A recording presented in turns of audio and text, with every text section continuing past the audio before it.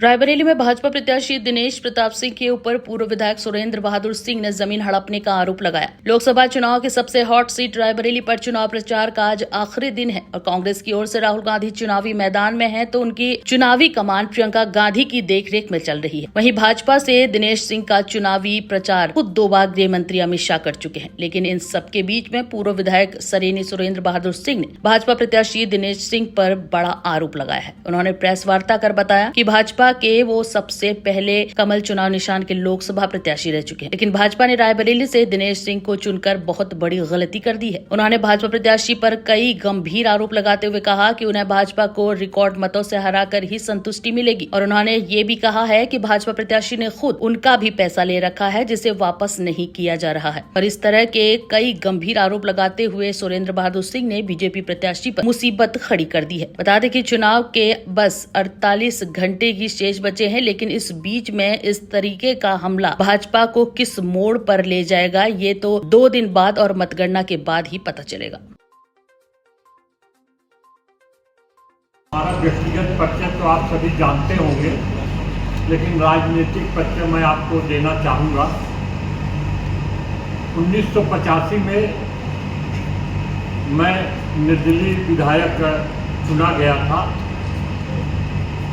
और अंत में 5वें वर्ष में आते आते बीच में ही हमको वीर बहादुर जी ने, हमारे पूर्व मुख्यमंत्री थे, हमको कांग्रेस का एसोसिएट मेंबर बना दिया।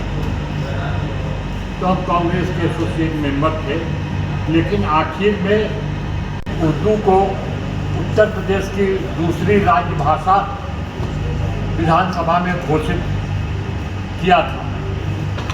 लेकिन जितने भी भारतीय जनता पार्टी के सदस्य थे, उनके साथ मैं भी सम्मिलित होकर के रात भर विधानसभा में इस उनके अध्यादेश के खिलाफ हम लोगों ने रात भर अनशन किया था।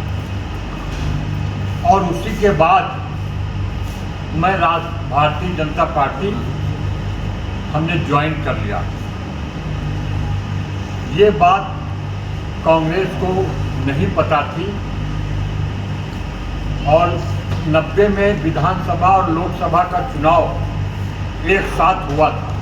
कांग्रेस ने सरेनी विधानसभा से हमको टिकट दिया, लेकिन हम चूंकि भारतीय जनता पार्टी ज्वाइन कर चुके थे तो हमने वो टिकट अस्वीकार कर दिया और हम इस जिले के प्रथम राजनीतिक व्यक्ति थे जो 1990 में लोकसभा का चुनाव भारतीय जनता पार्टी के टिकट पर हम चुनाव लड़े थे।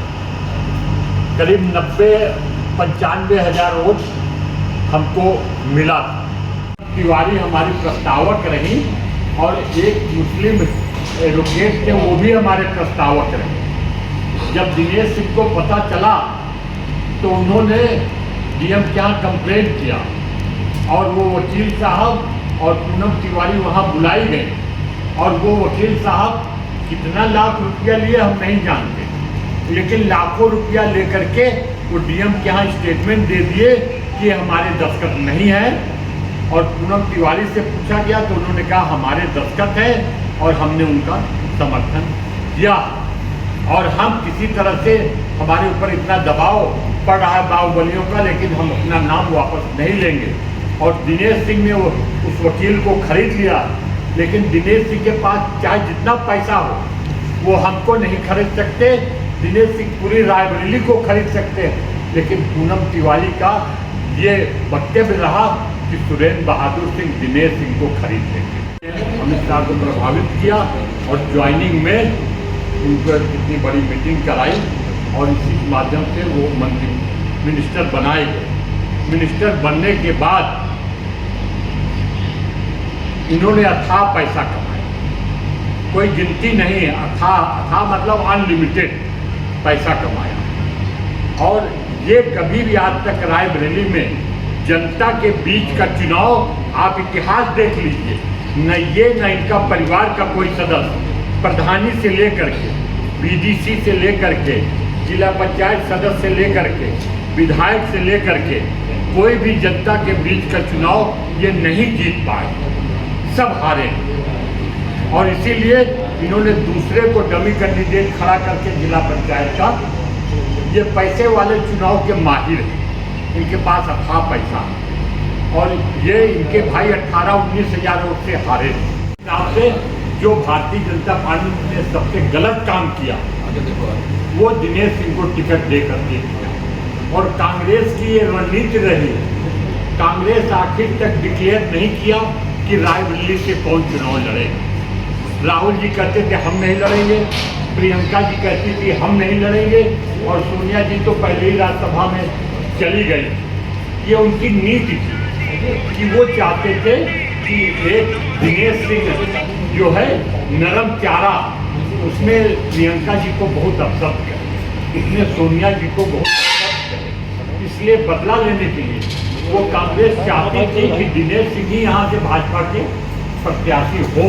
नहीं, मैं प्रत्याशी का विरोध कर रहा हूँ। प्रत्याशी के कारण, उसके रिकॉर्ड के कारण, उसके चरित्र के कारण, उसकी लूटमार नीति के कारण, उसकी आपसी ठाकुरों को लड़ाने के कारण, जमीन कब्जा करने के कारण, अपराधियों पर मतलब बिना अपराध के मुकदमा लिखवाने के खिलाफ पुलिस और प्रशासन सब उसके माफिक कहने पर काम कर रही है।